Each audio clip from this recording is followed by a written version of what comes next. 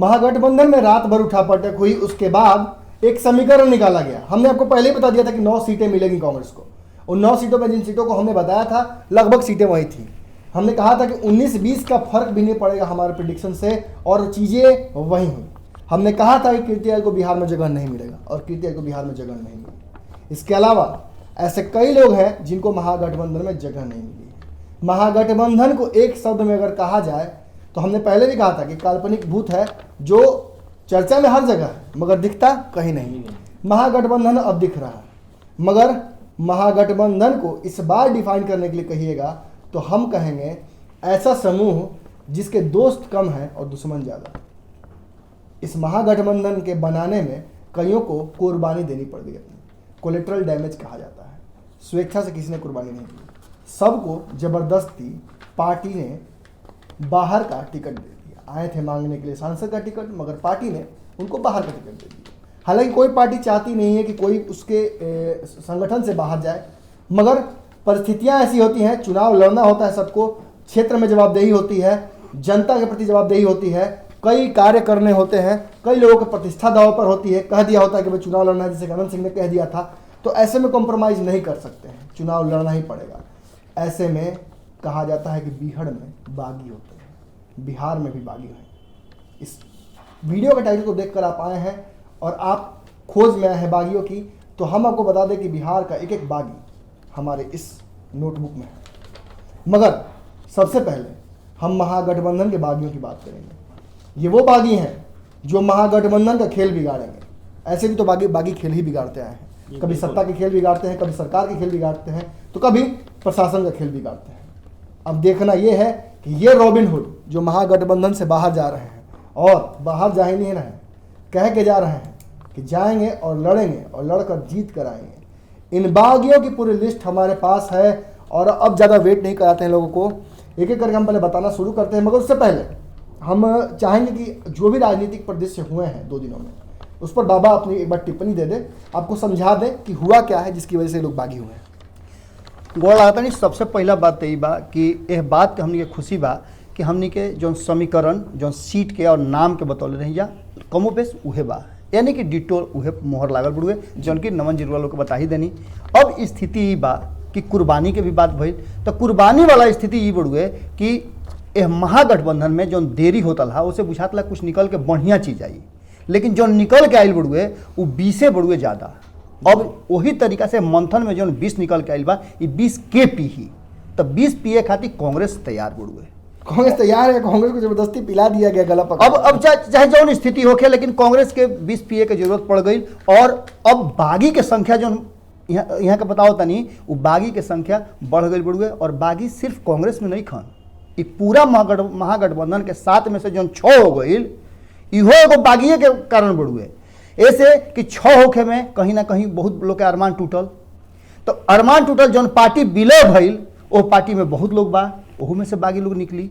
लेकिन ओकरा पहले हमनी के अगर बात करी जा तो यह बागी खातिर हमनी के पहले से बतावत रही जा कि बहुत मुश्किल होखे वाला बढ़ुए इस 17वीं लोकसभा के चुनाव महागठबंधन खातिर। कारण कि अभी तक ले कांग्रेस पूरा अपन पत्ता खोलले नहीं खे, और हो सकेला कि रातों रात में कहीं लोग इहो मत बुझा जाए नू कि काल कांग्रेस के आला कमान के कोनो ऐसा निर्णय आ जाए कि एक हाली ए पार से ओ पार। बाबा जातिगत समीकरण ऐसे हैं कि मजबूरियां हैं, सभी की मजबूरियां हैं। महागठबंधन में सभी दल जानते हैं कि बिहार में जीतना है तो जाति आपके साथ होनी चाहिए। एक राहत इंदौरी का शेर है, वो शेर मुझे याद आ रहा है, बड़ा ही माकूल है इस पूरे महागठबंधन के पेशो पेश पर, कि लगेगी आग तो जलेंगे घर सारे, इस शहर में बस मेरा मकान थोड़े है। कांग्रेस के घर जल रहे हैं, मगर ये कांग्रेस के ही बागी नहीं है, ये सारी पार्टियों के बागी हैं। आज आपने देखा है किस तरह से बिहार की घटनाक्रम बदली है। हम में बगावत हुई है, आरजेडी में बगावत हुई है, वीआईपी में अभी तक बगावत इसलिए नहीं हुई क्योंकि वीआईपी बहुत नई पार्टी है और इसमें अभी एक व्यक्ति का पावर चल रहा है, बहुत पावर सेंटर डिसेंट्रलाइजेशन नहीं है। मगर आरजेडी में तो कहा जा सकता है लालू परिवार में ही पावर का डिवीजन होने लगा है। और नमन जी एक और बात बढ़ुए कि जैसे वीआईपी के रूप बात करनी है, तो वीआईपी में पहल के हाल ही में जो राजनीतिक दल बनल और राजनीति में प्रवेश कैले मुकेश सहनी, उनका बहुत कुछ मिल गई बा। जी आवश्यकता और सोच से लोग सोचले ना रहे, आम जनता रुआ बानी रुआ ना सोचले होगा कि 3 सीट इनका मिल जाई, लेकिन ये 3 सीट मिलना ये बहुत बड़ा बात बढ़ गए और छोट बात नहीं है। ऐसे बगावत के कोनो सवाल नहीं है, उनका जानकारी रह गई 1 से 2 सीट मिली। लेकिन बाबा मिली तो जहान पूरी कायनात, मगर जर्द ना मिला जो चाहते थे। दरभंगा के लिए पूरी लड़ाई थी, दरभंगा ही ना मिली। वो तो निश्चित बात बुढ़े कि दरभंगा के पेच ऐसा फंसावल गई बुढ़े, राजनीति करे के कहल जाला कि राजनीति में अगर पेच ना होके तो राजनीति ना हुई। जी हमनी के सीधा जनता भी सीधा समझेली कि हाँ ये बात बढ़ुए, लेकिन ओकरा में जितना गिरह बा कि हर गांठ के खोलब, नमन जी बार बार कहिले कि गांठ जितना खोलल जाता नहीं उतना में एगो और गांठ मिल जाता, एगो और गांठ मिल जाता, इलिजम लिखा हो बुझात रुए। तो ई गांठ खोले खातिर जौन मुकेश सहनी दरभंगा पर अपन अंगुरी रखले रहन, अंगूठा डलले रहन, उ अंगूठा उनकर हटा करके और उ ऐसा पेच लगावल गईल कि कांग्रेस के सीट कोनो कीमत में ना मिले और राजद पर। जैसा कि कल आर्यन ने बताई थी, एक बात बहुत अच्छी बात कही थी कि लड़ाइयां तो सभी में थी, मगर तेजस्वी यादव ने बहुत चढ़ाकी से अपनी लड़ाई वीआईपी और कांग्रेस को लड़वा दी। क्या हुआ था बताइए।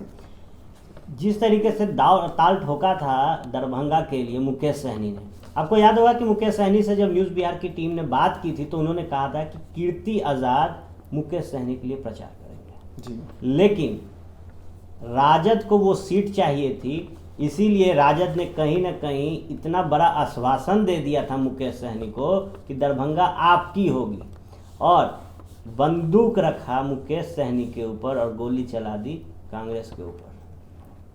अरे में एक और बात बढ़ुए में कि यह महागठबंधन, पूरा महागठबंधन नाव पर सवार बढ़ुए और एगो निषाद आ एगो माझी 2 आदमी खेबतलन।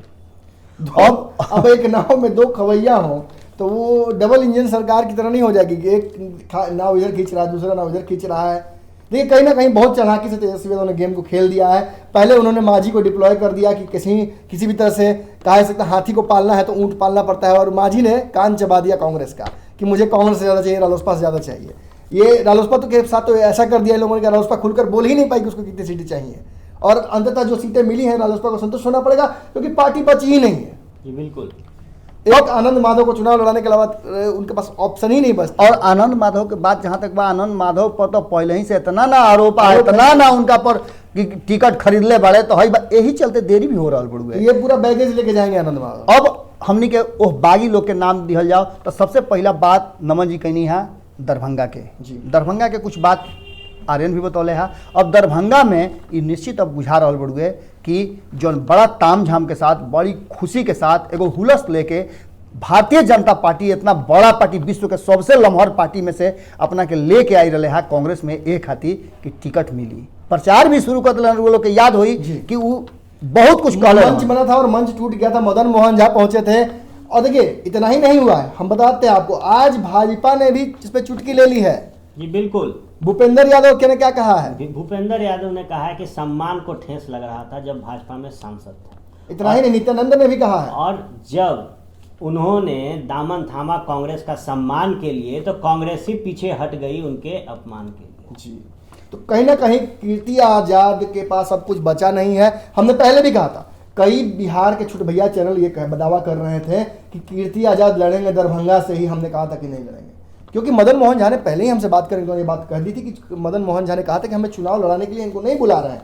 शिवहर के बारे में उन्होंने यही कहा था कि लवली आनंद आ रहे हैं, इसका मतलब हम चुनाव नहीं लड़ाएंगे। हालांकि पप्पू सिंह जब ज्वाइन किए थे तो उन्होंने साफ तौर पर कह दिया था कि मैं चुनाव लड़ने ही आ रहा। तो बात समझिए, मदन मोहन झा ने जो बातें कही हैं उन पर हमेशा वो रहे हैं रिजिड, बातों से पलटे नहीं अपने। और देखिए कहीं ना कहीं कीर्ति आजाद का कैरियर पे ये फुल स्टॉप भी हो सकता है। तो ऐसे में कीर्ति आजाद के अगर कैरियर पे फुल स्टॉप होगा, और न्यूज़ बिहार ने पहले ही कहा था आपको कि कीर्ति आजाद को पता है कि नहीं है, मगर हमें पता है कि उनको चुनाव लड़ाया जाएगा तो झारखंड से, और पूरे चांसेस है कि दिल्ली से लड़ेंगे। तो ऐसे में बिहार से दिल्ली क्यों जाएंगे वो? देखिए दिल्ली अगर जाते हैं तो कीर्ति आजाद के लिए बहुत मुश्किल होने वाला है जी, क्योंकि जातीय समीकरण बिहार में चलता है। और जहाँ तक हमारा अनुभव कहता है, दिल्ली जब जाएंगे तो काम लेकर जाएंगे, और काम शायद कीर्ति आजाद का नहीं बोलेगा। दिल्ली में कैसे बोलेगा? ऑब्वियस सी बात है, बोरो करके रातों रात उठाकर अगर पटक दिया जाए दिल्ली में तो दिल्ली से वो नहीं जीत पाएंगे, या फिर जीत भी जाते तो खैर वो तो किस्मत की बात है।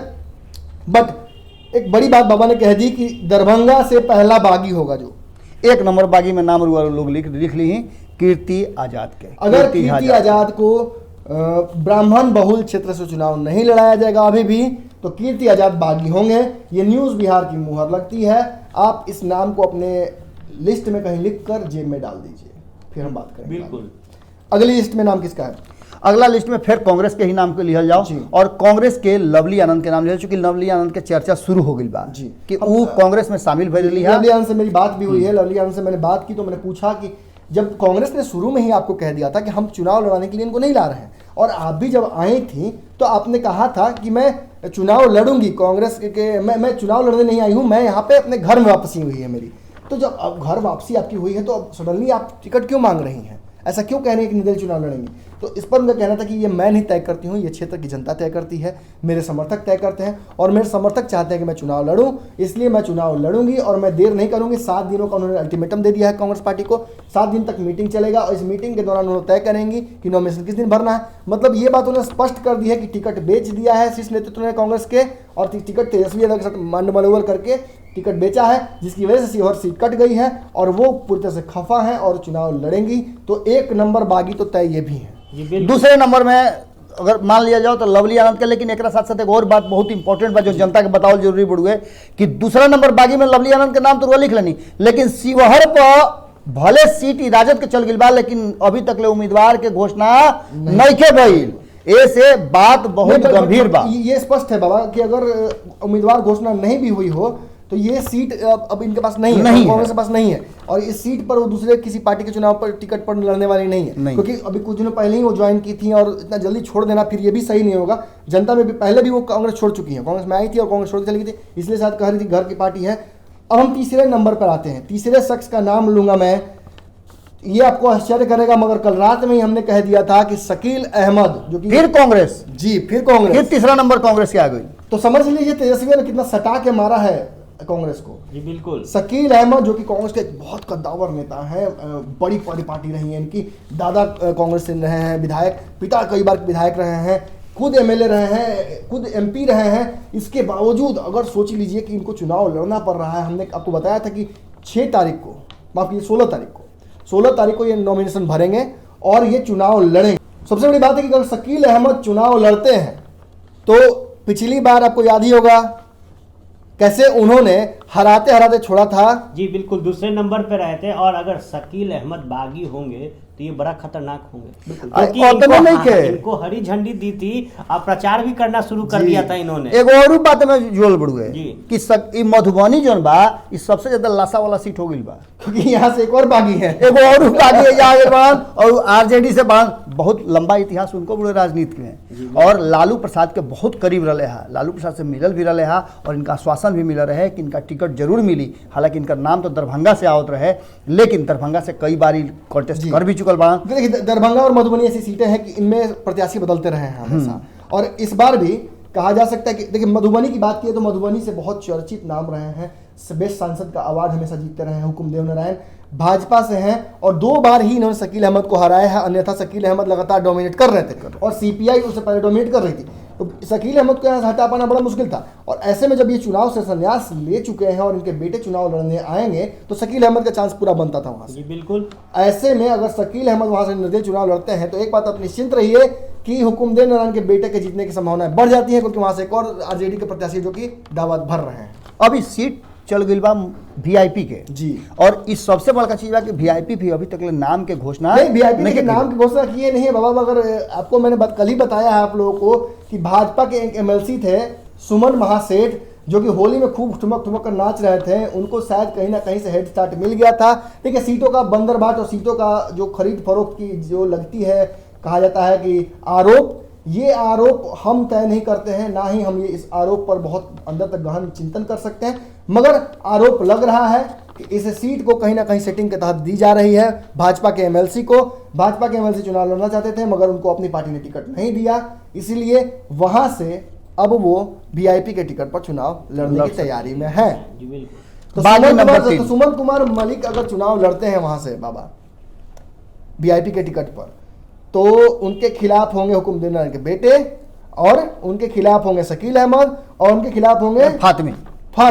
देखिए अगर तीनों की बात करें, हुकुमदेव नारायण के बेटे को अगर साइड किया जाए तो हुकुमदेव नारायण के बेटे इस चुनाव में बतौर युवा उतरेंगे जी। और कहीं ना कहीं युवाओं की बात हो रही है तो वोट प्रतिशत युवाओं का खींचेंगे हुकुम नारायण के बेटे। वहीं जो और 3 रहेंगे, 2 बागी हैं, तो ये सिर्फ वोट काटने का काम करेंगे और वोट जो कटेगा वो कहीं ना कहीं निषाद महागठबंधन को घाटा देगा। जी, निषाद का ही कटेगा। महागठबंधन को घाटा यहाँ इस सीट पर जबरदस्त है।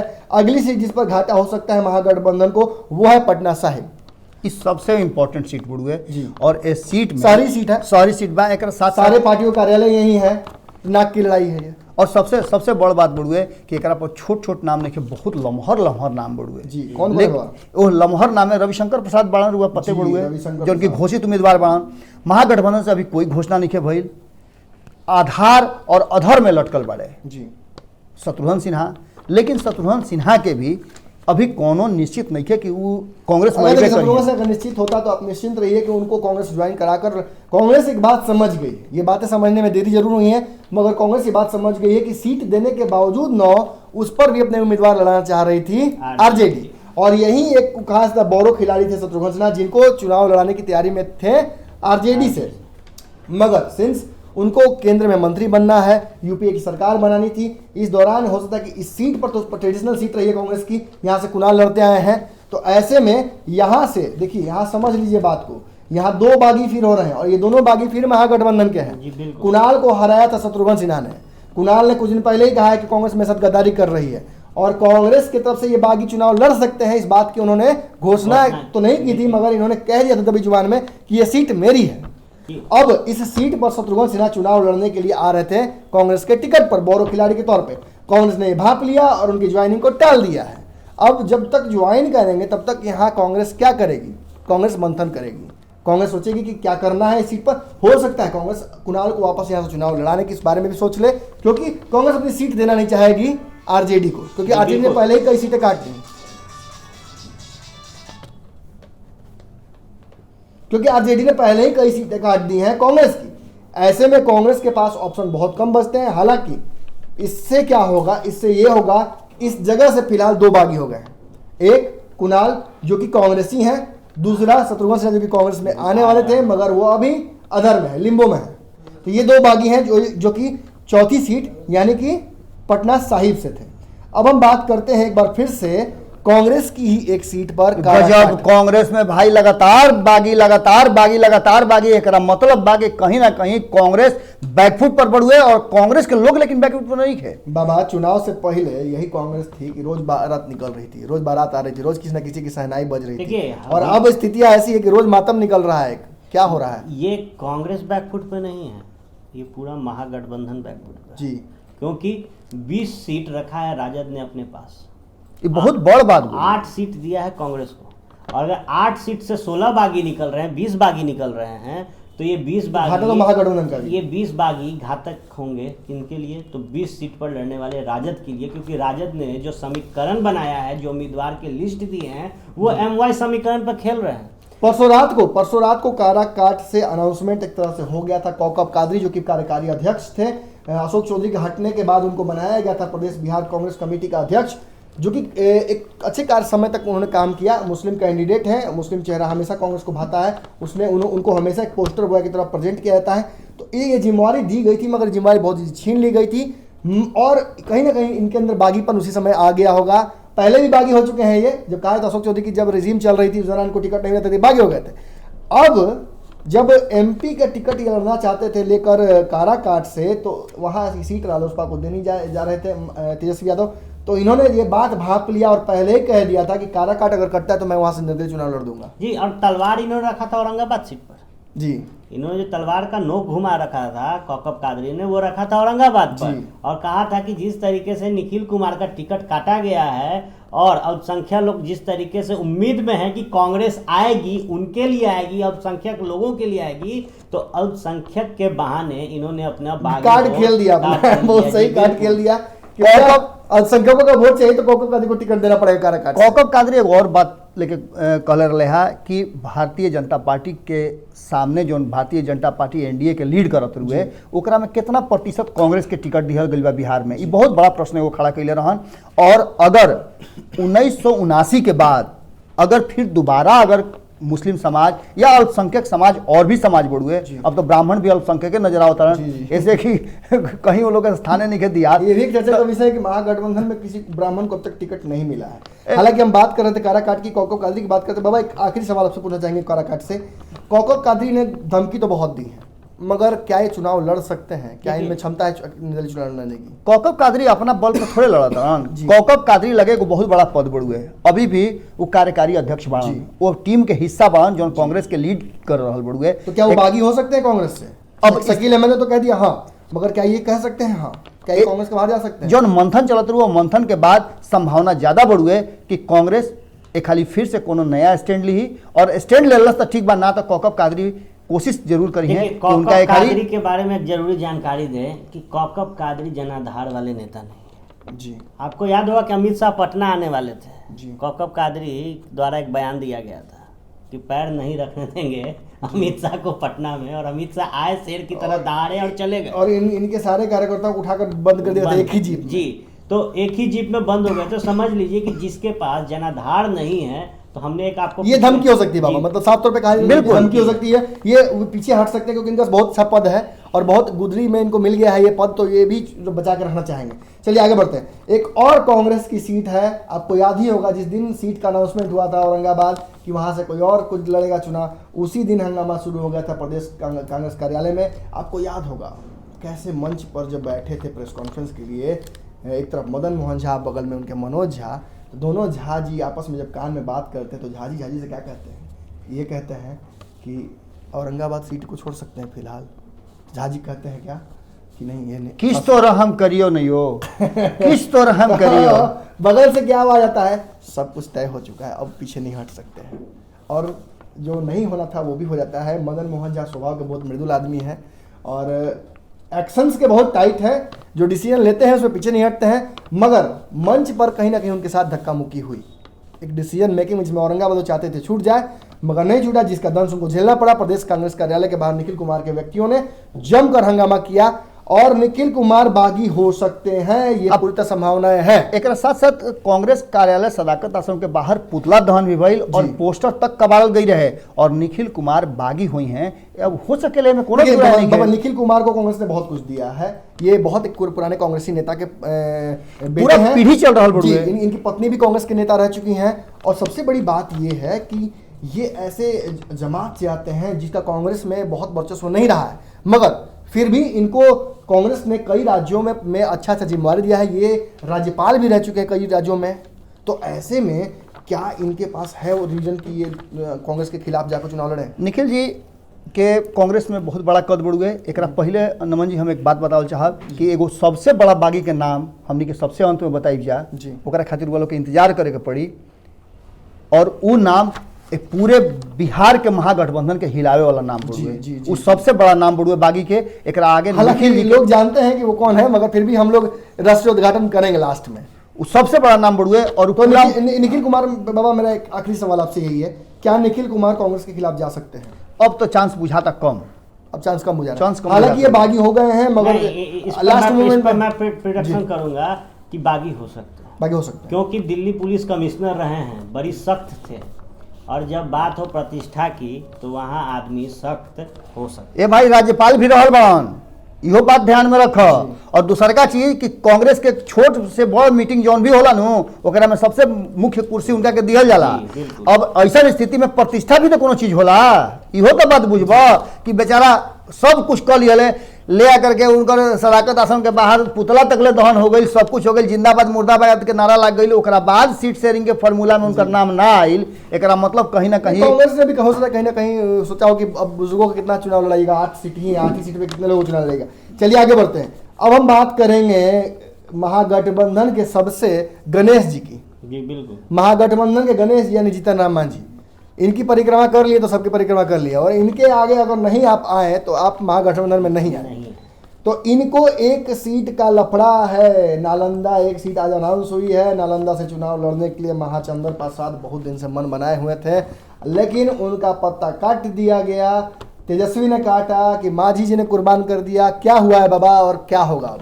अब स्थिति ई बा कि एक खाली टूट भई रहे, याद बुढ़े सब कोई के सारा लोग जानत रहे, लोग हमनी के देखैले भी नहीं जा कि बहुत बड़ा टूट भई रहे, ओकरा बाद भई रहे कि एनडीए में जई हैं। लेकिन उस सब मान मनोबल कैला के बाद लास्ट में जब इनका बुझा गई कि एनडीए में जई तो 1 गो सीट मिली, लेकिन महागठबंधन में वो प्रेशर के बाद इनका 3 गो सीट मिल गई। ये बहुत बड़ा बात बुढ़े, छोटा मोटा बात नहीं, उपलब्धि बड़ा फिर भी तो इन्होंने इनकॉर्पोरेट नहीं कर पाए अपने लोगों को। अब स्थिति ई बा कि तो फेरा में रहे है कि अपना परिवार से ही कोई के जोड़ी, लेकिन परिवार से कोई ना जुड़ल, और अंत में स्थिति भइल कि महाचंद्र प्रसाद जो इनका बहुत नजदीक में रहन, हालांकि ऐसा झटका तो कई लोग के लागल। बिशन पटेल भी छोड़ चुके हैं पार्टी, बिशन पटेल मुंगेर की सीट मांग रहे थे, नहीं मिला, हट गए बाहर, उनको पास कई लोग के एक आदमी अब स्थिति ई बढ़ुए कि महाचंद्र प्रसाद जो एगो बाकी के सीट बढ़ुए, ओहू पर जब नाम इनका नाम मिलल जी, तो ये बागी होना लाजमी रहे, टूट चुका है और तीर कमान से छूट चुका है। कहने का मतलब महाचंद्र प्रसाद अब चुनाव लड़ने की तैयारी में है, तभी तो वो लगातार बयान दे रहे हैं और उनके बयानों पर दिन भर चर्चा हुई है। देखिए, मांझी के साथ एक बहुत बड़ा डिफेक्ट है, मांझी जी सपना बहुत बड़ा देख लेते हैं, सपना देख लेते हैं, तेजस्वी दिखा देते हैं। नहीं, मांझी जी देख लेते हैं और उस पर मुहर लगा देता है विपक्ष तो कभी सत्ता पक्ष, और उस मुहर के बदौलत चले जाते हैं वो बहुत आगे, और मुहर जो बढ़ते बढ़ते बढ़ते बरसात हो तो मुहर जो है ना वो मिट जाता है। देखिए, कहा जाता है, अंदर की खबर बता रहा हूँ आपको कि बिहार भाजपा कार्यालय के अंदर जो एक मीटिंग चल रही थी इनफॉर्मल, बहुत सारे कदावर नेता बैठे हुए थे और मांझी जी की चर्चा आ गई कि मांझी जी डिमांड किए हैं कि हमको कांग्रेस से ज़्यादा सीटें मिलनी चाहिए। इस बात पर चर्चा हो रही थी और हंसी ठिठोली जबरदस्त हो रही थी, और वहाँ पे एक मौजूद बहुत बड़े नेता ने कहा था कि मांझी जी ने अगर मांग कर दिया तो गलत क्या है, कांग्रेस से ज़्यादा जनाधार है उनका। जी बिल्कुल, कांग्रेस ज्यादा जनाधार है, उनको मिलना चाहिए। तो कहते हैं ना कि हर बरसात बदलाव होता है, तो मांझी जी का जो मुहर लगा देता है हर दल, वो मुहर उस बरसात में ढह जाता है, बह जाता है। सब गणेश जी भी खफा है जी। ये सब के बीच में बगलिया पार्टी के वैल्यू जरूर होला, बड़ पार्टी अभी धराशायी हो गई, चाहे रुआ कांग्रेस के बात करी तो बिहार में धराशायी बाड़ी, अगर भाजपा के बात करी विश्व के सबसे बड़ा पार्टी तो वो धराशायी हो गई बाड़े। कहा 22 गो जीतल सीट, तब के लिए 31 गो 32 गो लड़ रहन, अब के लिए 17 पर समझौता कैले, ओहू में रार छिड़ल बड़ुए, कितना जना ओनहू बाड़े, वो अभी खबर आवे के बाकी ये बड़ुए। बाबा एक और सीट बच रही है, एक सीट बच रही है, एक पार्टी बच रही है, जिस पार्टी में एकमात्र बगावत का सुर नजर बहुत पहले से आ रहा, हालांकि ये प्रेडिक्टेड चीज़ है। रालोसपा में बहुत पहले जो सबसे पहले बागी थे वो अरुण कुमार थे। अरुण कुमार ने अपना स्टैंड लिया था जब एनडीए से वो जुड़े थे, उस दौरान ही उन्होंने ये बातें कह दी थी कि वो बागी हो चुके हैं। बताइए बाबा इसके बारे में, क्या कहाँ चुनाव लड़ेंगे और ये बागी क्यों बन रहे हैं? अरुण कुमार शुरू से जब महागठबंधन और एनडीए के रचना रचाए लागल और आरएलएसपी जब बाहर हो गई, तो वो घड़ी भी अरुण कुमार अपना के साइड लेके चलैले और ई बात कहले, ई तब बात खड़ा भई रहे जब एनडीए में नीतीश कुमार के प्रवेश भई रहे, और नीतीश कुमार के प्रवेश के साथ ही आरएलएसपी अलग हो गई, ओकरा संगे संगे अलग रह के भी अरुण कुमार अलग हो गए और नीतीश कुमार के खिलाफ वो बोले लगले। ये सब बात के बाद महागठबंधन से उनका शुरू से आश्वासन मिलत चलल कि वो महागठबंधन के हिस्सा बाड़न, लेकिन ऐसा नहीं बंदर बांट भइल कि एहमें सब कुछ भेटा गई। कहाँ से चुनाव लड़ेंगे बाबा? ये तो निश्चित अनाउंस भी कर दिले बड़े कि जहानाबाद से चुनाव लड़ी है, ट्रक लेकर पहुंचेंगे और जहानाबाद को ध्वस्त करेंगे, वहां से जिसकी दावेदारी है उसको ध्वस्त करेंगे। पहले मुंगेर जाकर कहत रहन, बहुत कुछ बात भई रहे, लेकिन ये मुंगेर जाने की जो बात थी, ये शायद ब्राउनी पॉइंट्स लेकर कर रहे थे, सब हवा पानी रहे, ब्राउनी पॉइंट्स ले रहे थे ताकि मतलब, हालांकि देखिए बताते इनको, ये अगर वहां से चुनाव हारेंगे तो सबसे बड़ा इनका कारण यही हो सकता है कि सवर्ण जो आंदोलन था इसका सपोर्ट कर रहे थे बहुत खुल के मुखर होकर, और इसका दंश इनको झेलना पड़ सकता है। हो सकता है कि जो लोअर कास्ट लोग हैं, जो SC/ST है, जो जनसंख्या है जो इसके खिलाफ है रिजर्वेशन के तोड़ने के, वो इनके खिलाफ वोटिंग करेगी। नीचे से सबसे बड़ा नाम में से सबसे जो दूसरा नाम बढ़ुए ओकर चर्चा हमने कर लिया, जो महागठबंधन से छिटक गई और टूट के सबसे बड़ा दावा कर रहा बुढ़े, और बिहार के एगो हार्डकोर नेता जिनका के फायर ब्रांड नेता कहल जाला, उनका के हिला के और बेगूसराय में अपन सत्ता स्थापित करे वाला कन्हैया कुमार बागी के हमने के बात अब कर लीजिए। 36 घंटे 36 लाख, ये है कन्हैया कुमार का जलवा। लोग कहते हैं कि कन्हैया कुमार की बात क्यों करते हैं आप? देखिए, कन्हैया कुमार की बात हम क्यों ना करें, जब हमारा कॉन्स्टिट्यूशन करता है, जब हमारा समाज करता है, सभी कर रहे हैं, दावा प्रस्तुत कर रहे हैं, 38 घंटे में 38 लाख रुपए इकट्ठा कर लेते क्राउड सोर्सिंग से, तो क्यों ना बात की जाए। कन्हैया युवा हैं, उनके ऊपर जो चार्जेस लगे हैं, उन चार्जेस में अभी कोर्ट ने उनको पूरी तरह से छूट तो नहीं दी है मगर एक्विट तो कर दिया है कई चार्जेस में। जी, बिल्कुल। तो ऐसे में कन्हैया कुमार की दावेदारी है और कन्हैया कुमार से तेजस्वी यादव इसलिए दूरी बनाकर रखे हुए हैं क्योंकि उनको डर है कि जो चार्जेस उनके ऊपर लगे हुए हैं अगर कहीं साबित हो जाते हैं तो एक बड़ा झटका लग सकता है महागठबंधन को कभी भी, और इसका खामियाजा भी भुगतना पड़ सकता है। तेजस्वी चाहते नहीं है कि चुनाव राष्ट्रवाद वर्सेस एंटी राष्ट्रवाद एंटी नेशनलिज्म का हो जाए और उसमें घाटा हो सकता है क्योंकि नहीं, पिछली बार 2014 में हुआ था। एक और डर है तेजस्वी यादव जी, जिस पैरेलल। तरीके पैरेलल जिस तरीके से तेजस्वी यादव का पिछले 8 महीने में कद बढ़ा है बिहार की राजनीति में, और जिस तरीके से फैन फॉलोइंग है कन्हैया का स्पीचेज हर कोई पसंद करता है, उन्हें गुड एक अच्छा बेहतर ओरिएंटर मानता है जी, तो कहीं ना कहीं कन्हैया को इस बात का भी डर है कि अगर कन्हैया छा जाते हैं जी, तो धूमिल हो जाएगी तेजस्वी यादव की राजनीति। याद होगा कि जब कन्हैया एडमिट थे एम्स अस्पताल में, उस वक्त लालू प्रसाद यादव एक बहुत बड़ी बात बोले थे कन्हैया से मुलाकात करने के बाद कि आगामी चुनाव में कन्हैया और तेजस्वी दोनों को मैं चुनाव लड़वाऊंगा, और पलट गए अपनी बात से। और पलट गए अपनी बात से। कारण कि बढ़ता कद और बड़ी फैन फॉलोइंग कहीं ना कहीं कन्हैया को तेजस्वी से बड़ा बनाती है। जी, चलिए, तो ये है कन्हैया, और कन्हैया बागी तो हो ही चुके हैं। ऐसे भी सीपीआई के लोग अपने आप को बागी कहलाने में बहुत गर्व महसूस करते हैं, तो कन्हैया पैदा ही बागी हुए थे। जी बिल्कुल। आगे बढ़ते हैं। 2 सीटें बच रही हैं। 9 सीटें का हमने पंचनामा दिखा दिया है। 9 बागियों का हमने पंचनामा कर दिया है। अब 2 बड़े बागी हैं। इनमें से एक बागी के बारे में इतना ही कहूँगा कि इस प्रदेश में कई बाहुबली रहे हैं, मगर इनमें से एक अलग बाहुबलियों को जनरली कहा जाता है कि भूमिहार जाति से आते हैं या फिर और कई जातियों से आते हैं, मगर ब्राह्मण जाति में ये अकेले हमको लगता है बिहार के बाहुबली ऐसे हैं जो अब तक अपनी जो कहा सकता है फैन फॉलोइंग बनाए हुए हैं जनता में। राजन तिवारी हैं और आरजेडी से हैं। आरजेडी ने इनकी टिकट बेतिया किसी और पार्टी को दे दी है। बहुत मुश्किल से इन्होंने अपना समीकरण वहाँ बिठाया हुआ था, और कहा ऐसे नहीं कहा था कि अपर कास्ट के लोगों को जल्दी जीतना मुश्किल हो जाता है, मगर उस सीट पे आरजेडी की टिकट पर लगातार जीतते आ रहे थे। उसके बावजूद इनकी टिकट काट दी गई है। कल भी अपना गुस्सा जताया था इन्होंने कि अगर महागठबंधन से कोई भी चुनाव वहाँ लड़ने आता है टिकट लेकर, सिंबल लेकर, तो ये उसके खिलाफ चुनाव लड़ेंगे। जी बिल्कुल। इनकी मजबूरी रहती है क्योंकि इनको अपना वर्चस्व भी बनाए रखना है। और आपको बता दें कि बहुत पहले से ही तैयारी शुरू कर चुके हैं। हमको लगता है कि बहुत 3-4 लोग जो थे चुनाव से पहले अपनी तैयारी शुरू कर चुके थे चुनावी, उनमें से एक ये गुलामी हो पड़ुए। तो इनको भी बागी होना लगभग तय है क्योंकि इन्होंने खुद ही अनाउंस कर दिया है। और दुखद ये बात है कि महागठबंधन में एक भी ब्राह्मण को टिकट नहीं दी गई है। ये बातें मैं इसलिए नहीं बोल रहा हूँ कि मैं भी ब्राह्मण हूँ, मैं इसलिए बोल रहा हूँ क्योंकि आंकड़े ये साबित कर रहे हैं।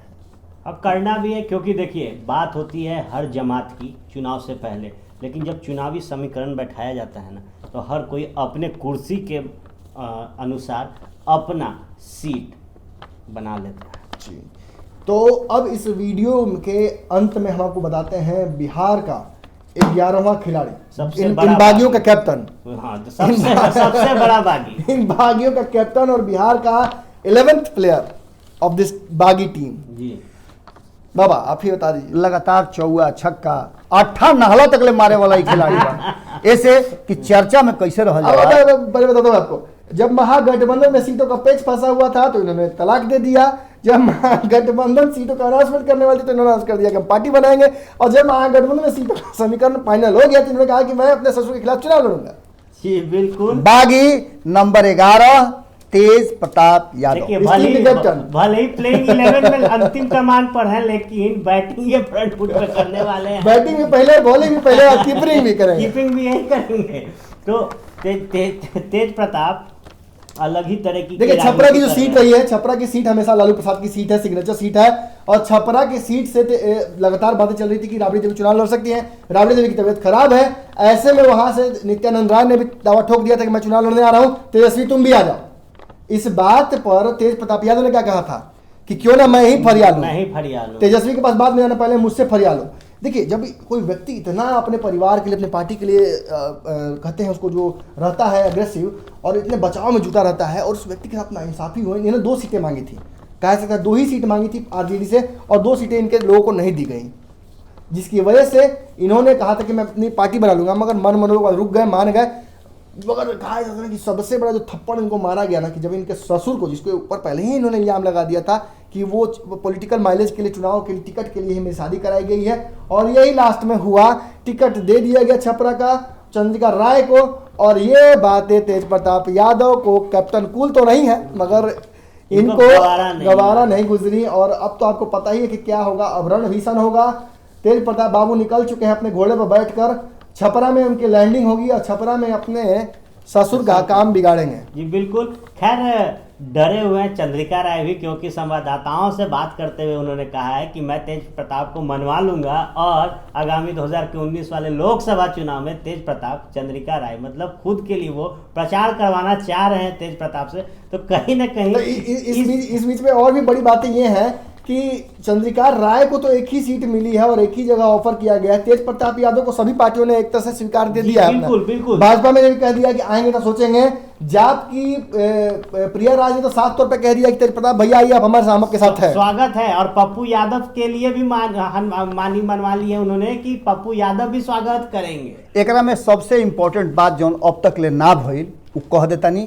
और एक साथ साथ एक और बात, दूगो बात वालों से और कहल चाहता नहीं हम। पहला बात तो ये कि जब यह मामला पर सबसे ज़्यादा फायर ब्रांड नेता अभी जौन बाड़े बिहार में, अश्विनी चौबे से जब पूछल गई कि ई बताई कि तेज प्रताप यादव अपना ससुर के खिलाफ लड़त रहे, तो कहले का कहला आ तो तेज प्रताप अपना ससुर के खिलाफ, चंद्रिका राय के खिलाफ लड़त रहे, तो कहले कि ओकरा से अच्छा तो रहती अपना बाप के खिलाफ लड़ते पहले से। ज्यादा भ्रष्टाचारी अब ई खबर वो लोग सुन लेनी।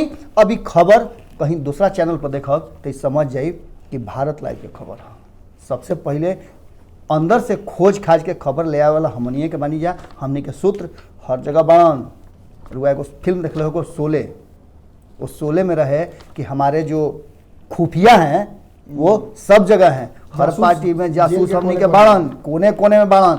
और सबसे पहले ये बात की गारंटी कितना गारंटी दिया जाए? देखिए लगभग बता दो आप, 6 खबरें हमारी उठा लीजिए पिछले 6 दिनों की, और 7 बजे से 8 बजे के बीच में जो खबरें गई हैं उन खबरों को अगले दिन आपने अखबार में पढ़ा है या फिर टीवी में देखा है, तो भैया असली खबरबाज तो हम ही हैं। खबरें आप तक लेकर आ रहे हैं, वो खबरें जिनको दिखाने में मेन स्ट्रीम मीडिया को डर लगता है या फिर लगता है कि अगर दिखा देंगे तो हो सकता है कुछ लोग ऑफिस में भी पहुंच जाए। जी बिल्कुल। हमने के त्रिदेवे नहीं खींचा, 30 को तो कम से कम पटना में बनी जा और पूरा बिहार में बढ़ले बन जाए। एक साथ साथ हर पार्टी के हर नेता जो सबसे मुख्य बाड़े वो हमनी के खबरी हवे। यो बात हमनी के बताए तैया। न्यूज़ बिहार पे खबरों का सिलसिला यूं ही चलता रहेगा। न्यूज़ बिहार वादा करता है आपसे कि चुनाव से रिलेटेड हर खबर सबसे पहले आप जनता तक लेकर आएंगे हम। इस वीडियो को शेयर करना पड़ेगा। बाबा कुछ बोलना चाह रहे थे? नीमन लागत अनु, देखिए अगर नीमन लागता तो खुल के आई सब है ना महाराज। जितना आशीर्वाद देव सब है, जितना बात लिख के देव सब है नु, उतना हमनी के करे में मजा आई और हमनी के बुझाई कि हमनी के जौन करत अंजा तो लोग के बढ़िया लागता। उड़ही गुड़ी से छान के ले आओ तंजा खबर महाराज। अब कार वालों से कहीं जा, एक से ज़्यादा कोई निहोरा कर सकेला? बार बार कहतनी और संगे संगे हमनी के सौंसे समाज मिल के एक खाली फिर से वालों के गोड़ लागतनी जा और फिर मिले के वादा भी करतनी जा। बागियों की लिस्ट है, बहुत लंबी फहरिस्त है। अब कल आएंगे हम लेकर एनडीए के बागियों का लिस्ट और वो आपको बताएंगे और दिखाएंगे कि रातों रात कौन से लोग हैं जो कि एनडीए का जायका बिगाड़ेंगे इस चुनाव में। कतनो चोरी करी लोग, बाकी तो असली लिस्ट हम नहीं लगे बा। जुड़े रहे भारत लाइव टीवी के साथ। धन्यवाद।